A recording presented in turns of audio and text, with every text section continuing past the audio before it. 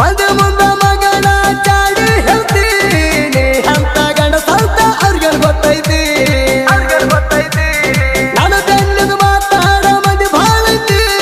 ಎದುರು ಬಂದ್ರ ಯಾರದಂತ ತಿಳಿಯತೈತಿ ಮಣ್ಣಿ ಸಿಕ್ಕಾಗ ನಿಂಗ ಗೊತ್ತಾಗೈತಿ ನಿಂಗ ಭಾಳ ಮಾವನ ಕೂಟ ಹೆಂಗೈತಿ ಹೊಡೆಯೋ ಹೊರತ ಕಟ್ಟಂಗೆ ಸೈಲಾಗೈತಿ ನಮ್ಮ ಕಾಕನ ಮಾತಿಗೆ ನಿನ್ನ ಸುಮ್ಮ ಬಿಟ್ಟ